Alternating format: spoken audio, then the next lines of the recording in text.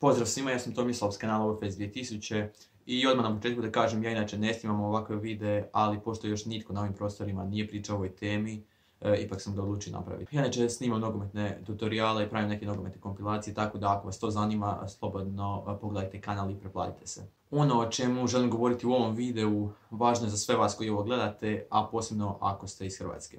Također, ovo nije nikakav clickbait, ja nisam izmislio ništa od ovoga, stvarno postoji hrpa videa na ovu temu, tako da pišite na YouTube artikl 13 i pogledajte koliko ima videa samo koji su izbačeni danas. A što je uopće članak 13? Direktiva o autorskim pravima unutar Europske unije navodno želi u većoj mjeri zaštititi sadržaj koji se nalazi na internetu. Sama ta ideja i nije loša, zvuči skroz ok, ali postoji sporna točka u tom zakonu, a to je članak 13. Taj članak još zapravo nije prošao, ali izglasan je u rujnu i zadnje glasanje održat će se u siječnju 2019. godine. Ako se izglasa, stvarno bi moglo biti velikih problema za YouTube.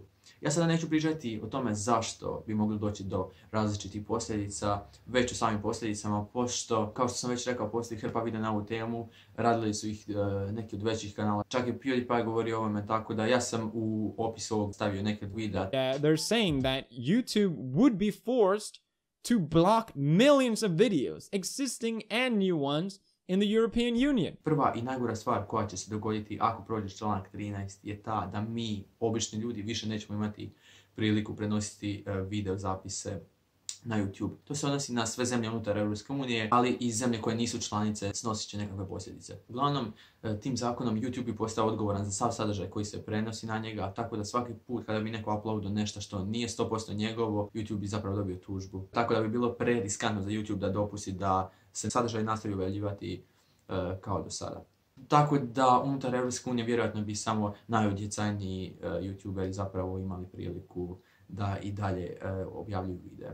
Druga stvar je ta da bi milijuni videa, a tako i na tisuće kanala bili obrisani. YouTube and other platforms may have no choice but to block your existing videos and prevent you from uploading new ones in the European Union. Po članku 13 osoba u svoj video ne bi smjela doslovno staviti ni sekundu tuđeg sadržaja, odnosno ne bi postao fair use. Također, protuzakonite bi bile parodije i cover pjesama. I vjerojatno bi svi videi koji sadržavaju bilo šta što ne pripada osobi koja je postavila video bili obrisani. Tako da bi, na primjer, ovaj moj video bio obrisan zbog nekoliko isječaka ovih Ronaldovih videa. A pošto na mom kanalu gotovo u svakom videu ima tako nekih isječaka, vjerujem da će i moj kanal biti obrisan. Treća stvar je ta da videi iz zemalja koje nisu članice Europske unije, koje u sebi također sadrže sekundu, bilo šta, može to biti neki meme ili bilo šta što ne pripada osobi koja snima video, ne bi bili dostupni u zemljama članicama Europske unije. Što će reći da mi u Hrvatskoj, na primjer, ne bi mogli gledati nekakve reakcije srpskih YouTubera. Dalje, isto to bi se odnosilo na Instagram i na Facebook, tako da bilo bi protuzakonito da, na primjer, na Instagram stavite bilo koju sliku koja nije 100% vaša. Tako da sve to skupa negativno bi se odrazilo na sve zemlje koje nisu članice. YouTuberi u zemljama koje nisu u Europskoj uniji izgubili bi puno pregleda. Ovo sve sad zvuči prilično loše i ja se iskreno nadam da članak 13 neće proći, no većina zastupnika u parlamentu zapravo je glasala za. Najžalosnije je što se stvarno malo priča o ovome i većina ljudi zapravo ni ne zna za ovo. Može li se što napraviti povodom ovoga? Ono što svi naglašavaju je to kako bi se trebalo što više pričati o ovome, kako bi ljudi koji zapravo glasuju za taj zakon postali svjesni posljedica.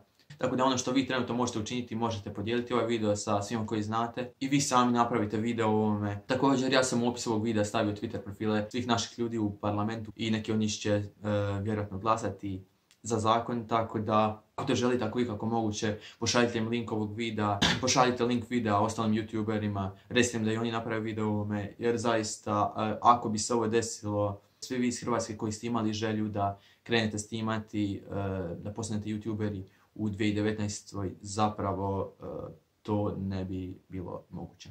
Sama ideja zakona i nije loša, da autorska prava budu značajnije zaštićena, ali način na koji se to želi postići je retardiran.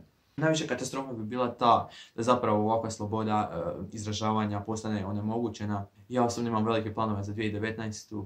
što se tiče YouTube-a, tako da sve bi to zapravo palo u vodu kada bi ovaj zakon prošao. Tako da stvarno se nadam da se ovo neće dogoditi, ali ako se dogodi, Uglavnom pogledajte neke od videa u opisu da malo bolje još skužite o čem se zapravo radi. Podijelite video s prijateljima, napravite vi video o ovome, pretplatite se na kanal i eto, vidimo se u sljedećem klipu. Pozdrav!